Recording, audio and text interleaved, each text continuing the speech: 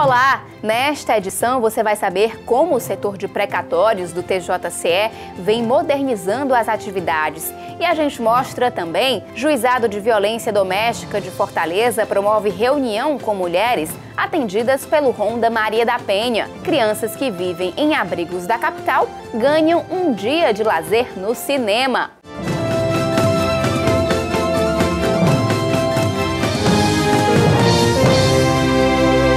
Mulheres atendidas pelo Ronda Maria da Penha se reuniram no Juizado de Violência Doméstica e Familiar de Fortaleza. Elas fizeram a avaliação dos serviços. O encontro ocorreu no Juizado da Mulher de Fortaleza e foi coordenado pela juíza Rosa Mendonça, titular da unidade. A magistrada ouviu cerca de 30 mulheres atendidas pelo Ronda Maria da Penha. Pelo que as mulheres estão relatando, as mulheres que estão sendo beneficiadas com esse programa, é que estão muito satisfeitas com a atuação da Polícia Militar. Então, é mais uma ação que veio, né, para que a gente cada vez mais feche o cerco da violência à mulher. O programa Ronda Maria da Penha completou 2 meses de atuação em Fortaleza. Atualmente, 5 bairros da capital são contemplados. Esta atendente de telemarketing, que mora no bairro Genibaú, disse que se sentiu aliviada com a chegada dos policiais. Ele viu e também a comunidade comunicou a ele, certo, que a polícia estava visitando lá em casa e ele acalmou, nunca mais ameaçou nem eu, nem minha família. Para a policial Nayana Gomes da Costa, que integra o programa, depoimentos como esses são gratificantes. A nossa gratificação está em perceber a felicidade em que a vítima passa para a gente, pelo fato de estar recebendo a Polícia Militar em casa. O Ronda Maria da Penha recebe do Juizado da Mulher o endereço das mulheres que fizeram pedido de medida protetiva. Todas as que moram nos bairros Vicente Pinzon, Genibaú, Curió, Alagadiço Novo e Parque São Miguel recebem visitas das equipes. Quando necessário, os policiais também encaminham as vítimas à rede socioassistencial. A estimativa é de que o trabalho seja realizado nos 119 bairros de Fortaleza até o final deste ano. Para a coordenadora especial de políticas para as mulheres do Estado, Camila Silveira, a integração das instituições tem sido fundamental no combate à violência. O fortalecimento dessa rede ela é imprescindível, né? Isso nós temos uma parceria, precisamos firmar mais essa parceria entre governo, tribunal, prefeituras municipais, no qual a gente possa contribuir para a libertação dessas mulheres. Para quem já perdeu uma filha vítima da violência doméstica, ter a polícia por perto é essencial na hora de denunciar o agressor. Até hoje eu choro a perca da minha filha, a violência que minha filha sofreu. E se ela tivesse se encorajado de denunciar, de pedir socorro, um pedido de socorro, sabe? Eu acho que isso não teria acontecido. Tenho certeza, sabe? A juíza Rosa Mendonça explica que as mulheres estão mais encorajadas a fazer a denúncia. Somente entre janeiro e abril deste ano foram concedidas 1.566 medidas protetivas. Em 2014 foram 5.278, 448 a mais que em 2013. A gente vê que cada vez mais a mulher está se sentindo encorajada a denunciar. E cada vez mais a gente vê que aquelas denúncias não são denúncias de primeira agressão. Então a mulher já vinha sofrendo essa agressão há mais tempo. Então, a partir do momento que são lançados programas onde a mulher se sente prestigiada, onde a mulher se sente amparada, onde a mulher se sente segura, que vê que a justiça, que a polícia estão ali para ampará-la, logicamente ela vai se encorajar cada vez mais e vai denunciar. Crianças da Casa Abrigo tiveram uma tarde diferente em sessão de cinema. A iniciativa foi promovida pela Comissão Estadual Judiciária de Adoção Internacional, em parceria com instituições privadas. 23 crianças saíram da rotina da Casa Abrigo e viveram momentos divertidos com os Bov, esses monstrinhos roxos e simpáticos do filme Cada Um na Sua Casa, que invadem a Terra em busca de um novo planeta para morar. Essa foi a primeira de uma série de atividades da Comissão Estadual Judiciária de Adoção Internacional, a CEJAI, para levar um pouco mais de alegria a quem teve um passado recente de risco. Porque para muita gente, é só mais uma ida ao cinema, ao teatro ou à praia. Para essas crianças pode ser um passo importante para a superação de uma história de dor. É que muitos desses garotos e garotas sofreram maus tratos em casa ou foram abandonados pelos pais. Alguns, inclusive, passam por processos de adoção para irem viver com outras famílias. Sair dos abrigos é uma forma de garantir a eles direitos que deveriam ser assegurados a todas as crianças. Para levar os jovens da Casa Abrigo ao cinema, a SEJAI contou com o apoio do Shopping Benfica na exibição do filme e do Sindônibus no transporte. Todas as crianças foram liberadas pela Justiça para irem à atividade. Eles adoram sair da unidade porque é muito difícil as crianças passarem o dia dentro de uma unidade. São 80 crianças, tem a rotina, né? Tem as disciplinas, tem as normas, e uma saidinha dessa, conhecer outro espaço, outras pessoas, é muito importante para eles. Mais 100 crianças vão participar das sessões de cinema. A SEJAI está elaborando um calendário de atividades para contemplar meninos e meninas atendidos nas 22 unidades de acolhimento de Fortaleza e região metropolitana. É muito importante proporcionar momentos de socialização para as crianças, para que elas tenham acesso à cultura, ao lazer, né? Então, eventos como esse vão ser disponibilizados para todas as crianças dos abrigos conveniados, né, aos quais a gente vem firmando parceria. No próximo bloco, a gente fala sobre a modernização da assessoria de precatórios do TJCE. A segunda edição do ciclo de palestras sobre o novo Código de Processo Civil promoveu avanços na compreensão do tema. A primazia do julgamento do mérito foi o primeiro tema abordado no ciclo de palestras. O professor Leonardo Cunha, procurador de Pernambuco e especialista no assunto, explicou que o novo código vai facilitar a resolução dos conflitos ao priorizar o fato principal e não as formalidades. Por exemplo, a falta de um documento essencial não irá necessariamente extinguir o julgamento. As partes poderão ser intimadas a apresentar documentações ao longo do processo. A realidade hoje mostra que muitos casos não chegam ao final. O processo é extinto prematuramente. O recurso não é admitido porque uma cópia não estava muito legível, ou há uma pequena irregularidade que, em vez de ser corrigida, leva à extinção prematura e o conflito termina não sendo solucionado. Então, a ideia dessa nova regra é eliminar esses vícios, corrigir o tanto quanto possível para que a solução realmente seja dada e as pessoas saiam com o seu caso resolvido. O novo código também uniformiza o entendimento jurídico sobre temas recorrentes. Outra inovação é o incentivo à cooperação. As partes podem negociar regras procedimentais e até eleger mediadores. Mais de 1.800 pessoas se inscreveram na segunda edição do ciclo de palestras, realizada na Assembleia Legislativa do Estado no dia 8 de maio. A advogada Estefânia Viveiros, doutora em Direito pela PUC de São Paulo, foi uma das palestrantes. No momento de discutir o novo Código de Processo Civil, o maior vitorioso é o cidadão, ou seja, a sociedade, aquele que busca de fato o Poder Judiciário para solucionar as suas causas. E o ponto principal desse novo Código de Processo Civil se busca reduzir o tempo do processo no Poder Judiciário, com a participação ativa dos advogados, da magistratura e do Ministério Público, ou seja, aquele tripé imprescindível para uma solução adequada do processo. O juiz do trabalho da 7ª Região, Marcelo Lima Guerra, apresentou o tema tutela de urgência e a cognição dos fatos no novo CPC. Os recursos repetitivos no STJ foi o foco da palestra do ministro do Superior Tribunal de Justiça, Luiz Alberto Gurgel. A nossa ideia é tentar fazer isso com essa periodicidade, a cada 2 meses, pelo menos, até o final do ano, que é o período em que o código vai ficar nessa chamada vacatio legis, e a comunidade cearense ter essa oportunidade de debater, de ouvir os principais palestrantes sobre o assunto do Brasil. A ação é uma parceria da SMEC, Escola Superior da Magistratura do Ceará, com a Escola Superior do Ministério Público, Justiça Federal e OAB Ceará. O primeiro ciclo de palestras sobre o novo CPC foi realizado em março na SMEC. Os operadores do direito terão que aprender a nova sistemática processual, no sentido de que, quando forem ser aplicados,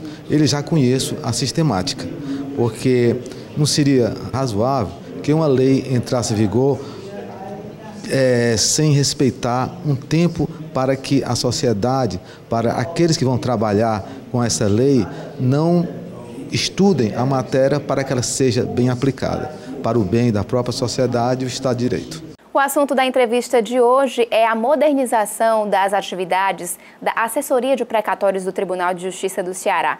Para falar sobre o assunto, nós convidamos a assessora jurídica de precatórios do TJCE, Lilian de Castro e Silva. Seja bem-vinda. Obrigada, Pamela. Lilian, a assessoria de precatórios do TJCE está totalmente virtualizada. Como se deu esse processo de modernização? Esse processo de virtualização teve início em 2013, né, quando o setor de precatórios, à época, passou a ser uma assessoria de precatórios e todo o nosso acervo, que antes era físico, foi virtualizado. E hoje os nossos processos tramitam no SAG-SG, um fluxo de precatórios acessível aos advogados e às partes.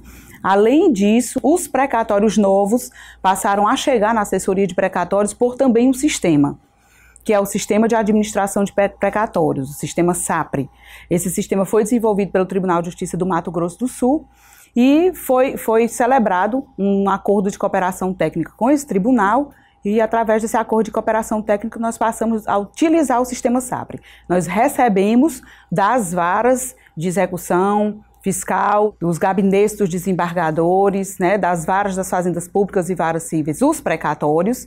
Recebemos através desse sistema de uma forma uniforme, né, e processamos lá regularmente. E, além disso, esse sistema também servirá, muito breve, para atualizar o cálculo de precatórios. Essa atividade hoje ainda é desenvolvida pela Secretaria Judiciária, né, através de seu setor de cálculos, mas ele passará muito em breve a ser realizado na assessoria de precatórios, também utilizando o sistema SAPRE. Qual a importância de utilizar o sistema informatizado na assessoria de precatórios? Utilizar um sistema informatizado é fundamental para viabilizar o acompanhamento mais rápido e mais tranquilo pelos advogados e pelas partes. Então, hoje os advogados podem peticionar nos autos dos precatórios, né, dos seus próprios escritórios, e as partes, com o uso de senha pessoal, podem também acompanhar o seu processo. Então, isso dá uma transparência ao nosso trabalho, a tudo que vem sendo desempenhado, a tudo que vem sendo praticado nos processos. Lilian, também está em andamento o projeto de padronização das tarefas. Que etapas foram cumpridas? Essa padronização das tarefas, ela vem sendo coordenada e realizada pela Secretaria de Planejamento do Tribunal de Justiça, com a participação da assessoria de precatórios, como não podia ser diferente, né? Estão sendo elaborados 2 manuais, um de atribuições, onde foram pormenorizadas as atividades de todos os que integram a assessoria de precatórios, né? Qual é a função e quais são as atribuições, as competências que precisa ter um assessor jurídico, um assessor de cálculos que está na assessoria de precatórios, um analista judiciário que ele desempenha estando na assessoria de precatórios, um técnico judiciário. Além do manual de atribuições, também há um manual de procedimentos. Aí esse manual de procedimentos vai pormenorizar, vai detalhar todo o nosso trabalho. Desde o momento em que recebemos um precatório novo no Tribunal de Justiça, o que fazemos, os incidentes que podem acontecer, como, por exemplo, pedido de prioridade, né, o que é a antecipação constitucional que o credor tem direito, por idade ou por doença, também os sequestros, todos os procedimentos que nós realizamos, do recebimento até o pagamento de um precatório, vai estar nesse manual, e isso daí vai viabilizar que administrações vindouras possam fazer uso desse material para ver como vinha funcionando, que rotinas nós vínhamos desempenhando. A assessoria de precatórios está promovendo capacitações internas também? Também. Essa foi uma ideia do nosso assessor-chefe, que é Paulo Pires de Carvalho, né? E ele teve essa ideia de promover um compartilhamento de conhecimentos. Essa semana a ideia dele foi que nós falássemos da resolução nova, que é a número 3 de 2015, que fala justamente do selo de responsabilidade judiciária e também da nova portaria de prioridades. Então, os servidores que foram designados para falar sobre esse tema vão se preparar e vão dar um mini curso para os colegas, o que facilita tanto o nosso trabalho e uma eventual substituição de um servidor por outro, no caso de férias, ausência, outra pessoa pode ir lá desempenhar a atividade porque ela já tem conhecimento do que se trata, como também para fazer um bom atendimento ao público. A experiência da assessoria de precatórios do TJCE tem sido reconhecida por outros tribunais do país? Com certeza. O setor é coordenado por um juiz, o doutor Eduardo Fontinelli, que é muito estudioso. Ele já esteve no Tribunal de Justiça de Pernambuco, já esteve no Tribunal de Justiça de São Paulo, dando palestras. Também já foi recentemente ao Tribunal de Justiça do Maranhão, a convite, né, do tribunal, para partilhar um pouco da experiência da assessoria de precatórios do Tribunal de Justiça do Estado do Ceará.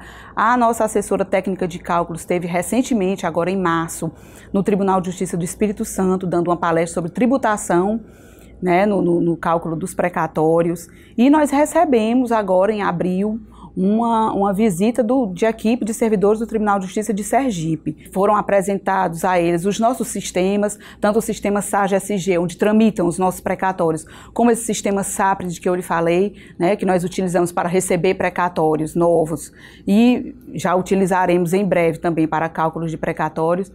Além dessa apresentação nossa para eles, eles nos apresentaram também um sistema que eles vêm desenvolvendo para atualizar cálculo de precatórios.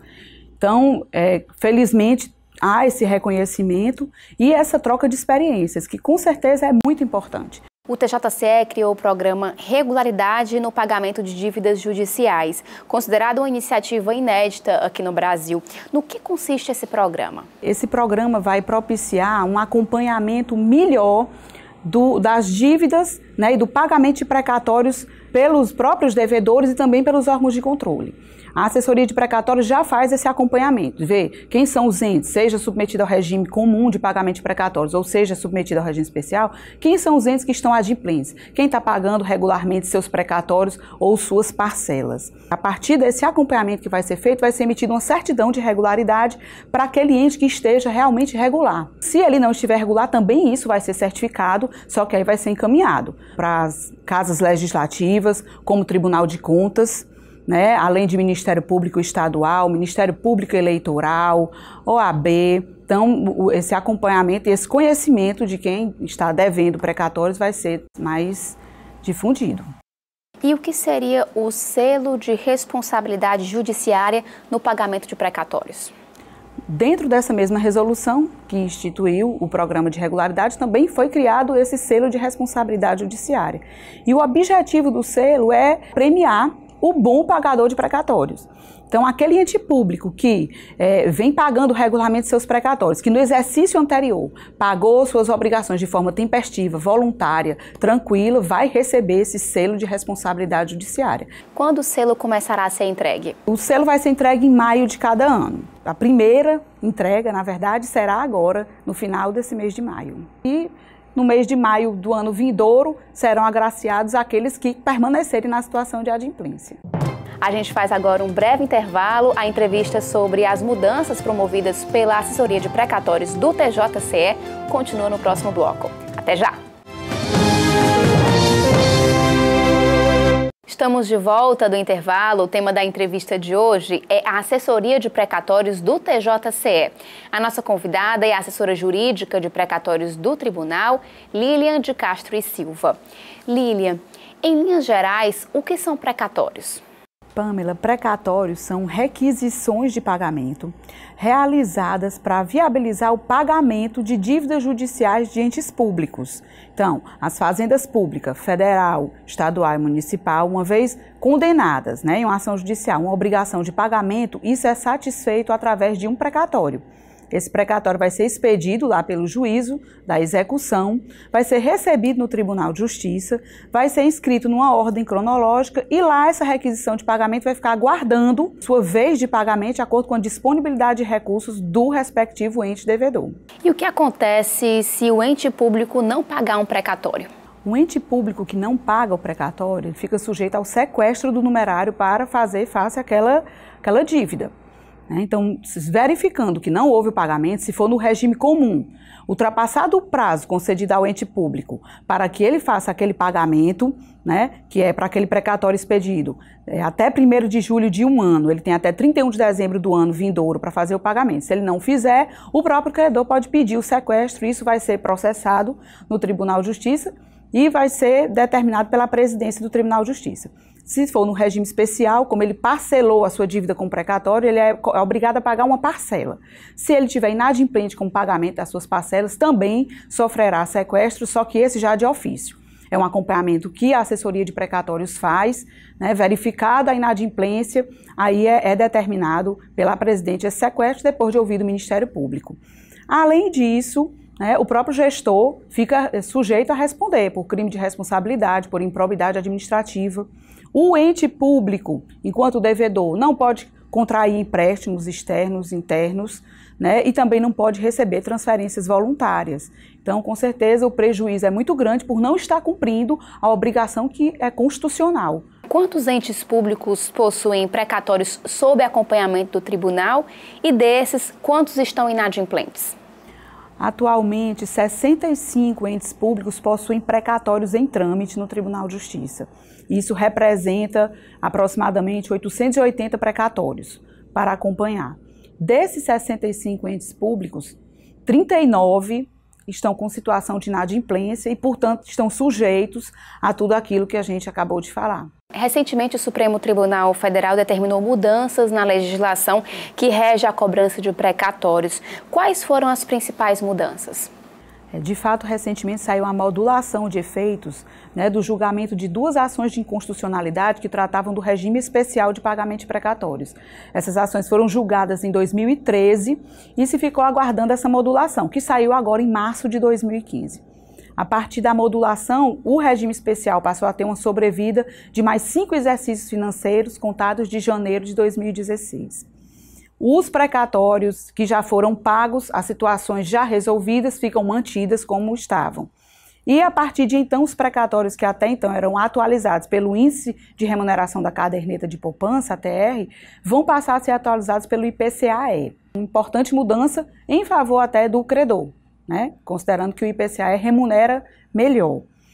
Além disso, eram utilizados como forma de pagamento de precatórios os leilões, as compensações, e isso não será mais permitido.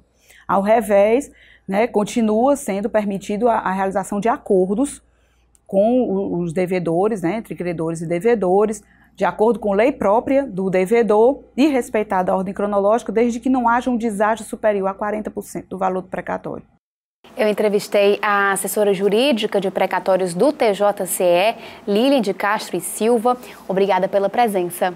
Por nada, Pamela. Foi um prazer estar aqui. E no dia 10 de maio foi comemorado o Dia das Mães. Como já é tradição no Tribunal de Justiça, várias atividades foram programadas em homenagem às mulheres que são mães em diversos aspectos, sejam biológicos ou sentimentais. Para a servidora do TJCE, Dina César, ser mãe é algo especial, impossível de descrever com palavras. A gente tem aquela experiência com a família, com os sobrinhos, que é assim, um pouco filho. Mas quando a gente é mãe verdadeiramente, seja da barriga ou do coração, é que a gente vai poder perceber, assim, no todo, esse contexto que é uma graça especial que Deus nos dá. Dina se considera uma mãe do coração. Há 16 anos, Beatriz foi deixada na casa da servidora com apenas 3 dias de vida. Foi assim, um momento assim, de muita emoção, porque ela foi exposta e eu não estava assim, imaginando que iria acontecer isso. Então eu fiquei assim, quase em estado de choque. É um momento de coragem, de ousadia, a gente decidir, porque muitas mães são mães assim, às vezes por um acaso. Mas na adoção, você é mãe por escolha. E você fazer uma escolha dessa requer muita responsabilidade, muito amor também. Mas eu lhe digo, vale a pena. Para celebrar o Dia das Mães, o TJCE preparou uma semana de atividades voltadas para elas. Os eventos tiveram início no dia 8 de maio, com apresentações artísticas. O coral do TJCE, regido pela maestrina Domise Almeida, interpretou as músicas Ave Maria, Planeta Sonho, Maria Maria e Como é Grande o Meu Amor por Você.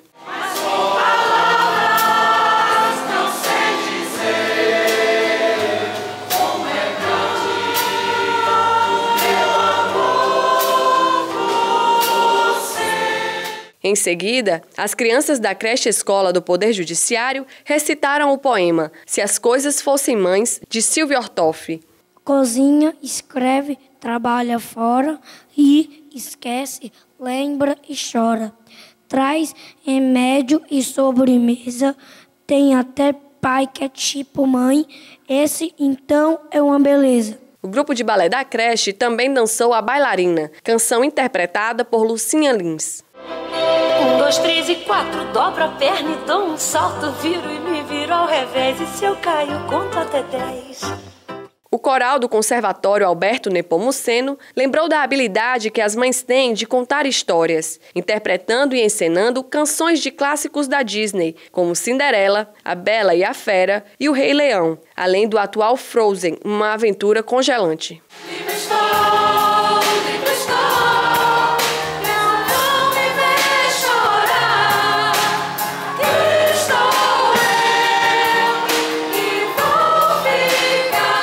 Ao final, o coral do TJCE interpretou Foi Deus Quem Fez Você, enquanto as crianças da creche do Poder Judiciário entregaram flores às mães presentes. É uma coisa maravilhosa para todos nós que somos servidores, nós que somos mãe biológica, mãe postiça, mãe de coração, mãe tia, mãe pai, não é? Que a mensagem que seja de amor. O que eu quero para todas as mulheres, que eu desejo ao mundo é amor, porque só o amor pode transformar esse nosso mundo de hoje em dia. Outras atividades foram realizadas no TJCE entre os dias 11 e 14 de maio. Entre elas, a palestra O Grande Tesouro e as Mães, proferida pelo pediatra e missionário consagrado da comunidade católica Shalom, Roger Valim. Ele falou sobre a importância da presença de Deus nas famílias. A mãe se encontra hoje com um grande desafio, que é como conciliar, a sua vida de trabalho profissional e, ao mesmo tempo, o cuidado com os filhos. Então, mais do que nunca, Deus se faz necessário para dar sabedoria para que cada mãe possa fazer as escolhas corretas, e conseguir ser uma boa profissional, mas, primeiramente, ser uma boa mãe, formar os seus filhos e, assim, termos uma sociedade diferente, nova. O Judiciário em Evidência está terminando. Obrigada pela audiência. A gente volta a se encontrar no próximo programa.